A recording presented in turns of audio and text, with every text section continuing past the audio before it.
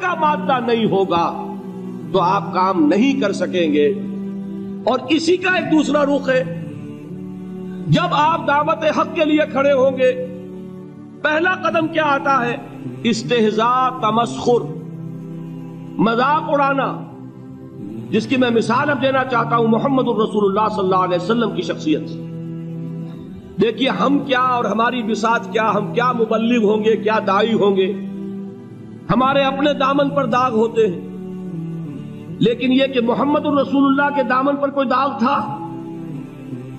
ان کو تو سارے مکے والے الصادق الامین کہتے تھے، نہایت محبوب شخصیت تھے.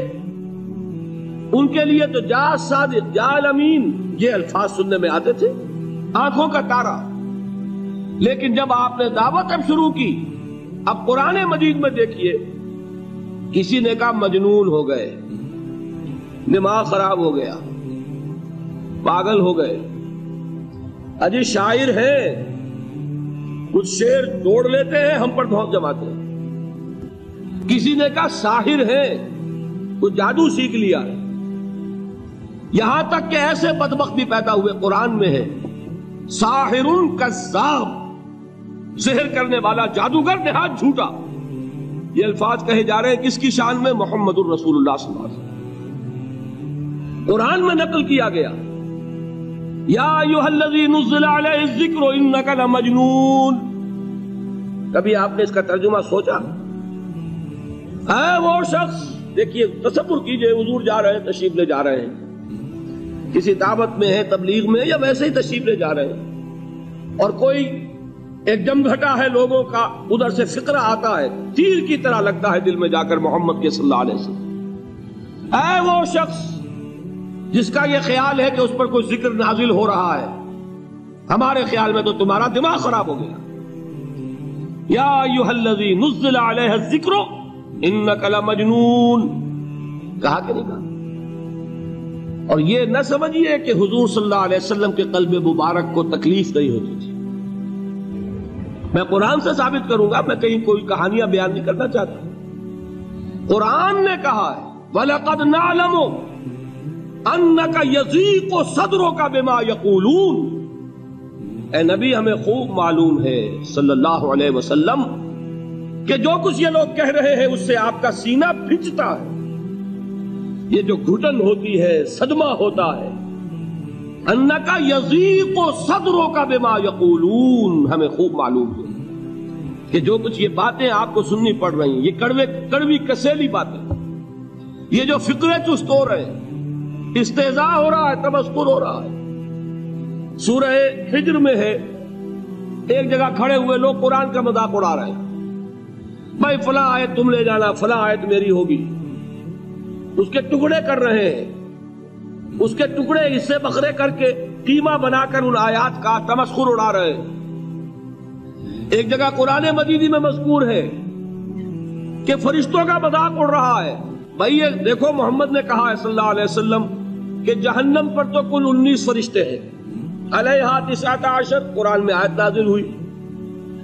ایک پہلوان کہتا بھائی 10 کو تو میں سنبھال لوں گا، باقی 9 کا تم انتظار کر لو. یہ باتیں آ رہی ہیں حضور کے کانوں میں. کلام الہی کے ساتھ کیا سلوک ہو رہا ہے، مجھ پر کیا فقرے چست کیے جا رہے ہیں، مجھ پر جس طریقے سے استہزاء اور تمسخر کا رویہ اختیار کیا گیا ہے. دل بھج رہا ہے، دل میں صدمہ ہے.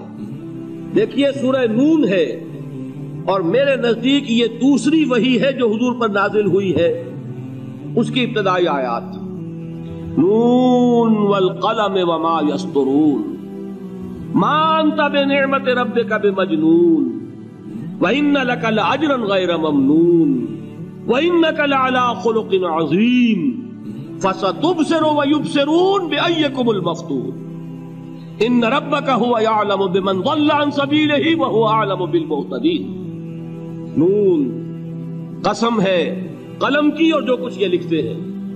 اے نبی آپ اپنے رب کی نعمت سے مجنون نہیں ہیں. یہ کیوں کہا جا رہا ہے؟ حضور کو جو صدمہ پہنچا ہے وہی نازل ہوئی ہے دل جوئی کے لیے، تسلی کے لیے. آپ کیوں برا منا رہے ہیں؟ اے نبی آپ کیوں صدمہ اور رنج اور اندوہ محسوس کر رہے ہیں؟ ان بدبختوں کے کہنے سے کوئی آپ مجنون ہو جائیں گے؟ مانتا بے نعمت رب کا بھی مجنون وَإِنَّ لَكَ لَأَجْرًا غَيْرَ مَمْنُونَ، آپ کو جو یہ صبر کرنا پڑ رہا ہے، آپ کو جو یہ جھیلنا پڑ رہا ہے، اس کی وجہ سے آپ کو وہ اجر ملے گا جس کا سلسلہ کبھی منقطع نہیں ہوگا۔ وَإِنَّكَ لَعَلَىٰ خُلُقٍ عَظِيمٍ، اور اے نبی آپ تو خلق عظیم کے حامل ہیں۔ آپ کا اخلاق، آپ کا کردار، آپ کی سیرت، آپ کی شخصیت میں طہارت، نفاست، پاکیزگی، آج تک دنیا نے کوئی پاگل، کوئی مجنون ایسا بھی دیکھا؟ یہ ساری باتیں اللہ تعالی حضور کی دلجوئی کے لیے فرما رہے ہیں۔ اس سے آپ اندازہ کیجئے کہ کتنا صدمہ ہوتا ہوگا۔ یہی ہے، اس ساری چیز کو جمع کیجئے تو یہ چیز کیا ہے؟ وَاصْبِرْ عَلَىٰ مَا يَقُولُونَ وَاهْجُرْهُمْ هَجْرًا جَمِيلًا، صبر کرو اے نبی، صبر کرو اے محمد صلی اللہ علیہ وسلم، جھیلو اور برداشت کرو اس پر جو یہ کہہ رہے ہیں۔ اچھی طرح نوٹ کیجئے یہ بات، ذرا سیرت ہی کا سمجھ لیجئے، آج ایک بیان ہو جائے گا۔ یوں سمجھیے جب حضور نے یہ کہا کہ مجھ پر وحی نازل ہوئی، فرشتے سے ملاقات ہوئی، تو اب وہ چہمے گوئیاں شروع ہو گئی، معلوم ہوتا دماغ خراب ہو گیا۔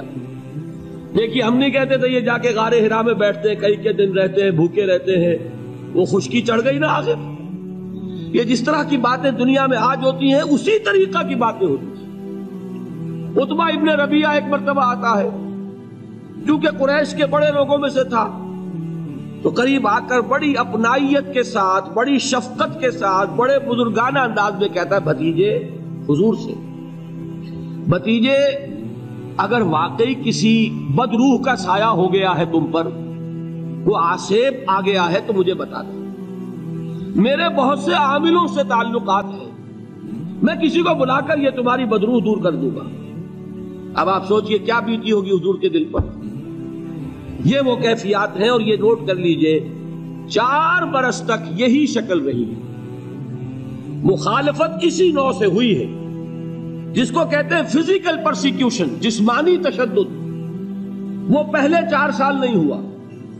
اس کی وجہ کیا ہے کہ در حقیقت جب بھی کبھی کوئی ایسی دعوت اٹھتی ہے، اب مجھے اجازت دیجئے میں ایک لفظ انقلاب یہاں استعمال کر لوں، انقلابی دعوت۔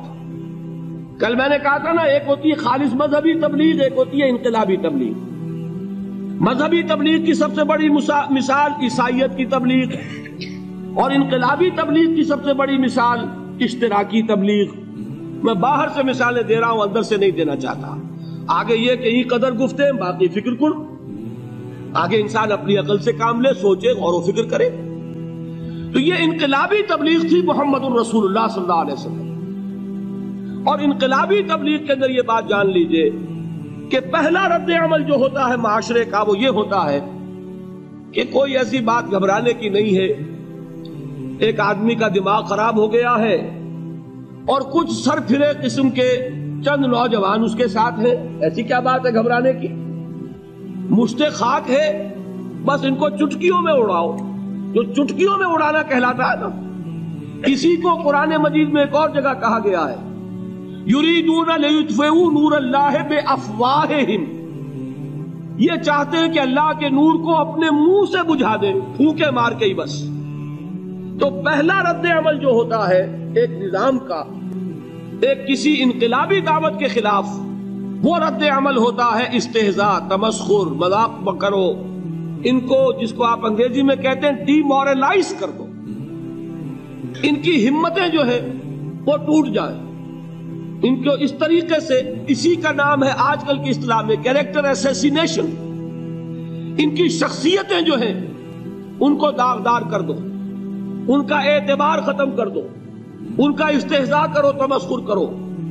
اور یہ میں آپ سے عرض کر رہا ہوں اس وقت ایک گونا فخر کے ساتھ اور اللہ تعالیٰ کا شکر ادا کرتے ہوئے کہ میں نے جو کام بھی کیا ہے اس وقت پاکستان میں، آپ نے اخبارات میں دیکھا ہوگا، بڑا دقیانوسی مولوی ہے، بیگمات کا رد عمل جو ہوا وہ آپ کے علم میں ہوگا، بڑے جو یہ جدید ہمارے روشن خیال قسم کے جو صحافی ہیں، اگر کہیں آپ نے پڑھا ہو جس طرح استہزاء ہوا ہے، جس طرح مذاق اڑایا گیا ہے، جو الفاظ استعمال کیے گئے ہیں، وہ میرے نزدیک بہت بڑی سند ہے جو اللہ کے ہاں جا کر پیش کروں گا۔ کہ اللہ تیرے دین کے لیے، میں نے اپنے گھر سے کوئی بات نہیں کہی، میں نے جو بات کہی وہ جو شریعت محمدی کی بات ہے وہ کہی. اگر اپنی طرف سے کہی ہو، کوئی اضافہ کیا ہو، تو اللہ تعالیٰ کی پھٹکار ہو مجھ پر اور لعنت ہو مجھ پر. لیکن اگر میں نے وہی کچھ کہا جو شریعت محمدی کا تقاضا ہے اور قرآن اور سنت کی بات ہے، تو پھر اگر مجھے کسی نے پاگل کہا اور کسی نے دقیانوسی کہا اور کسی نے اور فقرہ جست کیا، تو میں اس کے لیے، میں تو سمجھتا ہوں میرے لیے وہ سند ہے جو اللہ تعالیٰ کے ہاں میں جا کر پیش کروں. اور یہ جان لیجئے کہ وہی بات ہوتی ہے ہمیشہ، ہسٹری ریپیٹس اٹسیلف. وہ بات کریں گے جو حضور نے کی تھی، وہی رد عمل سامنے آئے گا جو اس وقت آیا تھا.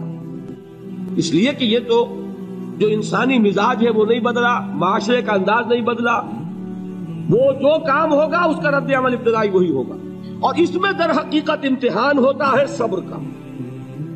کیا دل شکستہ ہو کر بیٹھ رہے گا انسان؟ ہمت جواب دے جائے گی، کمر ٹوٹ جائے گی، قوت ارادی اور عزیمت جو ہے مزمحل ہو جائے گی، پھونکوں سے چراغ بجھ جائے گا. یہ جو میں نے آیت آپ کو سنائی تھی، اس کا بڑی خوبصورت کی ساتھ ترجمہ کیا ہے مولانا ظفر علی خان نے کہ نور خدا ہے کفر کی حرکت پہ خندہ زن، پھونکوں سے یہ چراغ بجھایا نہ جائے گا. یریدون لیطفئوا نور اللہ بافواہہم واللہ متم نورہ ولو کرہ الکافرون. یہ چاہتے ہیں کہ اپنے منہ کی پھونکوں سے اللہ کے نور کو بجھا دیں، حالانکہ اللہ تعالیٰ تو اپنے نور کا اتمام فرما کر رہے گا، خواہ ان کافروں کو کتنا ہی ناگوار ہو. اس کی ترجمانی ہے نور خدا ہے کفر کی حرکت پہ خندہ زن، پھونکوں سے یہ چراغ بجھایا نہ جائے گا. بہرحال اس مرحلے پر میں نے آپ کو 2 صبر بتائے. صبر کس چیز سے؟ اپنا کیریئر دنیاوی جو بھی آپ حاصل کر سکتے تھے. ذہین آدمی ذہانت لگائے گا تو دین کی دعوت دے گا ایٹ دی انٹلیکچوئل لیول. اور یہ بات جان لیجئے کہ یہ چیز دنیا میں کسی کمائی کا ذریعہ نہیں بن سکتی. اسے قربانی دینی پڑے گی کیریئر کی، اپنے مفادات کی، تب کام کر سکے گا. عام آدمی وقت لگائے گا، صلاحیتیں صرف کرے گا، اپنی وہی اس وقت سے اور توانائی سے پیسہ بنا سکتا تھا. آج کل تو آپ کو معلوم ہے کہ بڑی سادی ہو گئی ہے یہ حساب کتاب کی بات، بہت سادہ. ایک انسکلڈ لیبرر کا 1 گھنٹہ برابر ہے اتنے روپے کے، ایک سکلڈ لیبرر کا 1 گھنٹہ برابر ہے اتنے روپے کے. آپ تو ہر چیز کاؤنٹ کر سکتے ہیں، میئر کر سکتے ہیں. جو شخص 1 گھنٹہ لگا رہا ہے اس نے کچھ پیسہ خرچ کیا ہے نا، اسی وقت کو لگا کر وہ پیسہ بناتا، اسی ذہانت اور صلاحیت سے وہ کمائی کرتا. ادھر لگایا تو وہ جو کمی ہو رہی ہے اس کو برداشت کرنا، اس کو جھیلنا اور خوش دلی سے برداشت کرنا، یہ سمجھنا کہ در حقیقت یہ سب کچھ کیا ہے کہ اللہ تعالیٰ کے ہاں اس کا اجر و ثواب ملے گا. یہ صبر کا ایک رخ. اور استہزاء ہو، تمسخر ہو، مذاق اڑے، فقرے چست ہو، دقیانوسی کہا جائے، ریئیکشنری کہا جائے، یہ بڑے ریئیکشنری ہے، یہ بڑے پچھلے زمانے کے لوگ ہیں، اگلے وقتوں کے ہیں یہ لوگ، انہیں کچھ نہ کہو. جو کہا جائے سنو. وَاصْبِرْ عَلَى مَا يَقُولُونَ وَاهْجُرْهُمْ هَجْرًا جَمِيلًا. اور صبر کیجئے محمد صلی اللہ علیہ وسلم. دیکھیے کوئی پہلو ایسا نہیں ہے جس میں ہمیں ہدایت قرآن مجید سے اور سیرت محمد صلی اللہ علیہ وسلم سے ملنا جائے. اگر اللہ تعالیٰ مقام دعوت پر فائز ہونے کی توفیق عطا فرما دے تو جو مرحلے پیش آئیں گے وہ آپ کو نظر آ جائیں گے سیرت محمدی میں صلی اللہ علیہ وسلم. اور اس وقت حضور سے جو کہا گیا اس سے آپ کے دل پر بھی، اس کے زخمی جو آپ کا دل ہے، آپ کے احساسات ہیں، اس پر مرہم رکھا جائے گا. وَلَقَدْ نَعْلَمُ أَنَّكَ يَضِيقُ صَدْرُكَ بِمَا يَقُولُونَ. ہمیں خوب معلوم ہے کہ جو کچھ آج تمہیں سننا پڑ رہا ہے اس سے تمہارا سینہ بھجتا ہے، تمہیں رنج اور صدمہ ہوتا ہے. لیکن وَاصْبِرْ عَلَى مَا يَقُولُونَ، جو کچھ یہ کہہ رہے ہیں اس پر صبر کیجئے، اس کو جھیلیے اور برداشت. رب رب کر دے بڈھے ہو گئے اتے ملا پنڈت سارے، رب دا کھوج کھرا نہ لبا